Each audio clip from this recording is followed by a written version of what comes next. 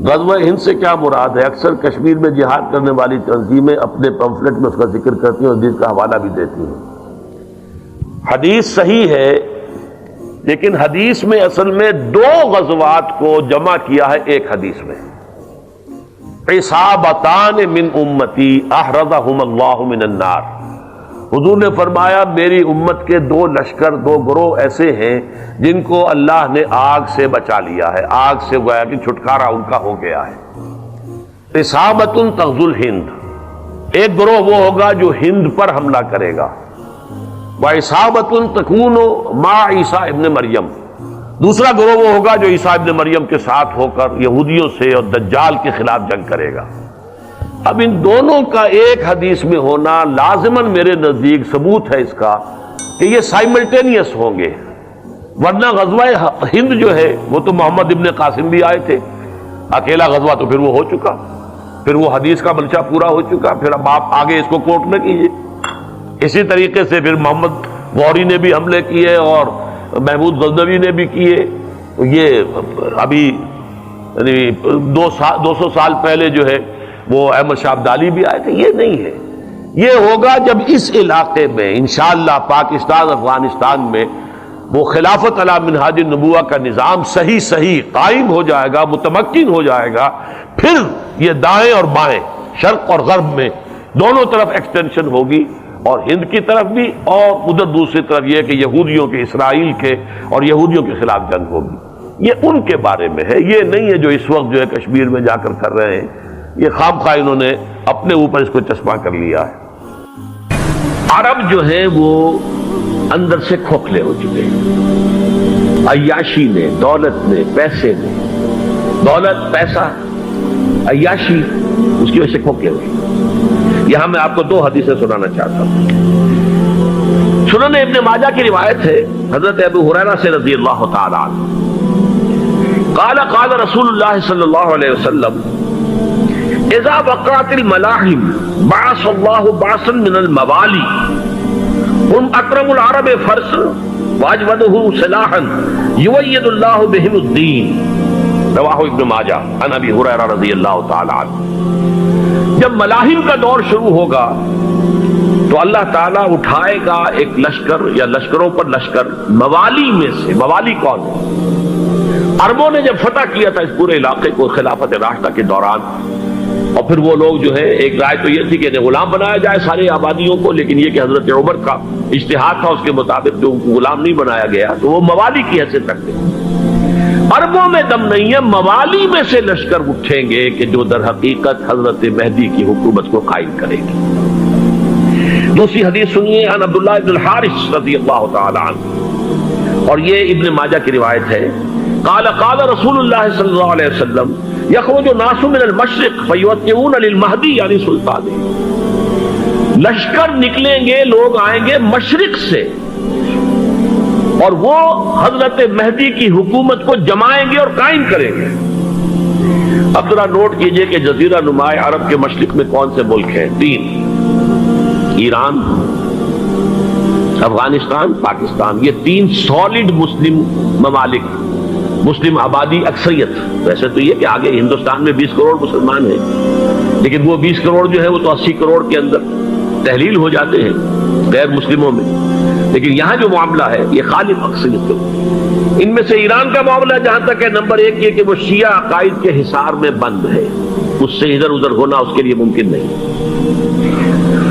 حدیث میں یہ بھی آتا کہ اصفہان سے 70,000 یہودی دجال کا ساتھ دیں گے، لیکن بہرحال خراسان ایک صوبہ ہے افغانستان کا اس وقت بھی شمال مشرقی کونے میں، مجھے امید ہے وہاں سے خیر کی، کیونکہ خراسان کا لفظ وہاں پہ شامل ہے، اور حضور کی حدیث میں بعد میں آپ کو سناؤں گا کہ خراسان سے فوجیں چلیں گی جو یروشلم کو دوبارہ حاصل کریں گی، فتح کریں گی، جیسے پہلے یروشلم کھویا عربوں نے تھا، دوبارہ حاصل کیا تھا کرد نے، کرد خون صلاح الدین ایوبی رحمت اللہ علیہ، ایسے اب پھر عربوں نے کھویا ہے، لیکن لینے والے خراسان سے لشکر آئیں گے۔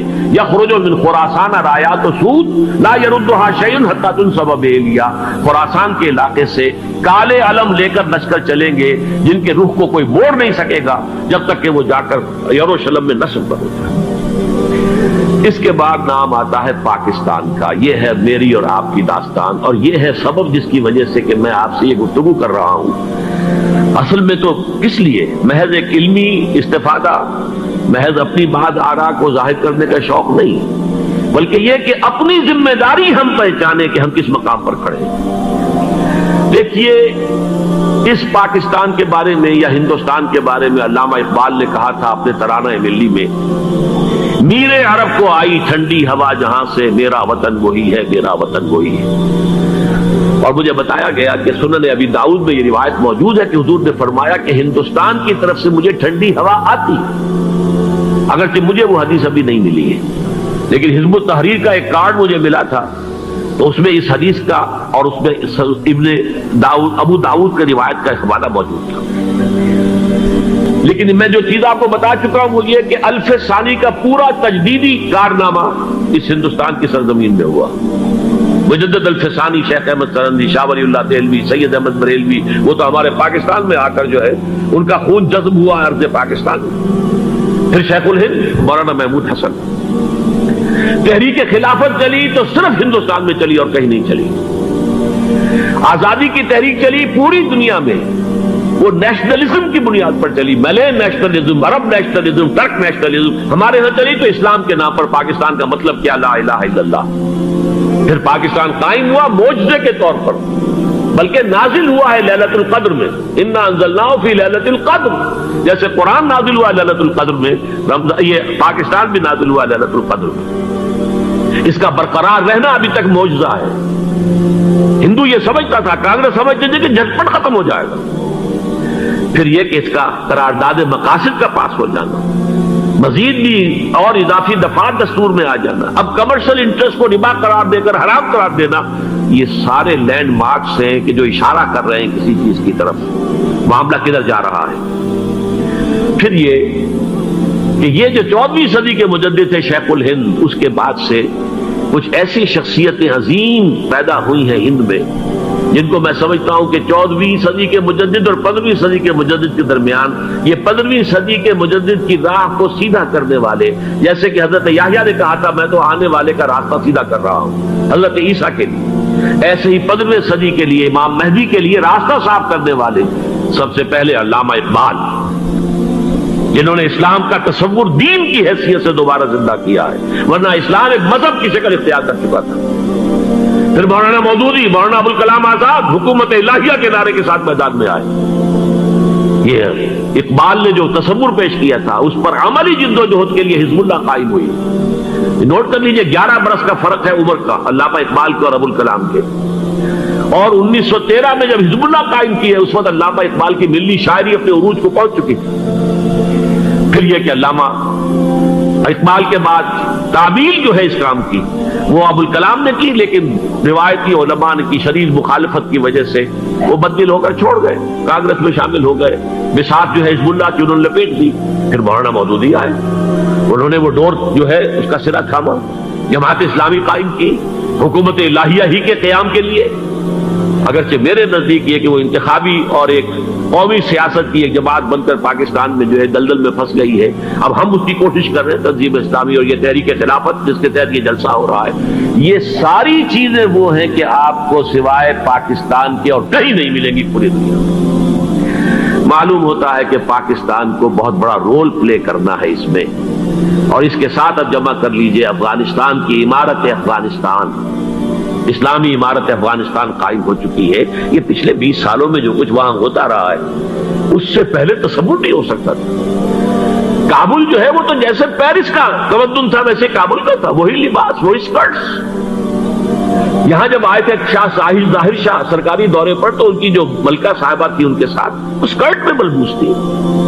کابل جو ہے وہ بالکل ایک پیرس کی طرح کا شہر تھا. آج کابل جو ہے جا کر دیکھیے، علامہ اقبال کے فرزند بھی دیکھ کر آئے ہیں، تو اگرچہ وہ خود میں سمجھتا ہوں کہ خاصے انہیں آپ لبرل کہیں، آزاد خیال کہیں، لیکن اس درجے متاثر ہو کر آئے تھے کہ انہوں نے یہ کہا افغانستان میں جو میں نے حالات دیکھے ہیں کہ اگر 2-4 اور مسلمان ملکوں کے اندر یہ نظام قائم ہو جائے تو پوری دنیا مسلمان ہو جائے گی. یہ سب کچھ کیسے ہو رہا ہے؟ یہ آنے والے دور کی جھلکیاں ہیں. Coming events are casting their shadows before. یہ سب بتا رہے ہیں کہ پاکستان افغانستان کو مل کر اس میں کوئی عظیم رول پلے کرنا ہے. اور اس کے ضمن میں اب میں علامہ اقبال کے بارے میں آخری بات کہہ رہا ہوں. علامہ اقبال کے بارے میں عام یہ خیال ہے، انہوں نے اپنے خطبات میں مہدی کا اور نزول مسیح کا، حالانکہ میں کل پڑھ رہا تھا مولانا سعید احمد اکبر آبادی رحمۃ اللہ علیہ کا ایک مقالہ ان کا کہ علامہ اقبال نے ابن خلدون کے بارے میں یہ کہا ہے کہ مہدی کا اور نزول عیسیٰ کا دونوں کا انہوں نے انکار کیا ہے، حالانکہ ابن خلدون نے نزول عیسیٰ کا انکار نہیں کیا، صرف مہدی کا انکار کیا ہے. بہرحال علامہ اقبال نے خطبات میں انکار کیا ہے، لیکن یہ کہ اپنی شاعری کے اندر میں چیلنج کرتا ہوں کسی بڑے سے بڑے اقبال شناس کو، ان کا یہ شعر ذرا سنیے. خضر وقت از خلوت دشت حجاز آید بروں، کارواں زی وادی دور و دراز آید بروں. خضر وقت، امام وقت، رہنمائے وقت، قائد وقت، خلوت دشت حجاز، حجاز کی صحرا کی کسی خلوت گزینی سے نکل کر باہر آئیں گے. میں حیران ہوتا ہوں علامہ کے اس فکر پر اور اس مصرے پر. یہاں انہوں نے شیعہ اور سنی دونوں کے کانسیپٹ جمع کر دیے. شیعہ کا کانسیپٹ یہی چھپے ہوئے کسی غار میں وہاں سے برآمد ہوں گے، اور ہمارا کانسیپٹ میں ام سلمہ رضی اللہ تعالیٰ عنہ کی حدیث سنا چکا، چھپے ہوئے ہوں گے وہ وہاں پر، مدینے سے نکل کر آ کر مکے میں چھپ جائیں گے. اس خانہ جنگی کی حالت میں لوگ ان کی طرف دیکھ رہے ہوں گے، سوچتے ہوں گے انہیں میدان میں آنا چاہیے، کوئی پارٹ پلے کرنا چاہیے، امت کی رہنمائی کرنی چاہیے، لیکن وہ چھپیں گے، وہ کارے ہوں گے، وہ اس ذمہ داری کو قبول نہیں کرنا چاہیں گے، جا کے چھپ جائیں گے مکے میں. وہاں سے مکے والے انہیں نکالیں گے، اور وہ کارے ہوں گے، انہیں بالکل یہ پسند نہیں ہوگا کہ یہ ذمہ داری اٹھائیں. تو خضر وقت از خلوت دشت حجاز آیت برو، کارواں زی وادی دور و دراز آیت برو. کارواں جو چلے گا ان کی مدد کے لیے اس وادی دور و دراز، اس زی عظیم وادی دور و دراز، یہ وادی سندھ ہے. وادی سندھ جو ہے ہم سمجھتے ہیں کہ صرف یہ پاکستان اور پنجاب جو ہے یہ اس میں شامل ہے، سندھ اور پنجاب نہیں، افغانستان کا پورا مشرقی علاقہ اس میں شامل ہے. جیسے دریائے جیلم سندھ میں جا رہا ہے، جیسے دریائے گلگت سندھ میں آ کر ملتا ہے، جیسے دریائے چناب اور راوی اور جیلم اور یہ سب جا رہے ہیں اور آ رہے ہیں، اسی طرح دریائے کابل کہاں سے آ رہا ہے، دریائے گومل کہاں سے آ رہا ہے، ٹوچی کہاں سے آ رہا ہے. یہ سارا جو ہے ڈرین جو ہو رہا ہے، ایسٹرن جو ہے پارٹ آف افغانستان، یہ سب وادی ہے. اس وادی کے یہ دو حصے ہیں، ایک حصہ جو ہے یہ ادھر پاکستان میں ہے، اور اسی وادی کا دوسرا حصہ جو ہے وہ افغانستان میں ہے. کارواں زی وادی دور و دراز آیت برو، کارواں چلے گا یہاں سے. یخرج ناس من المشرق یؤتون للمہدی، یعنی سلطان ہی مشرق سے فوجیں چلیں گی کہ جو مہدی کی حکومت قائم کریں گی.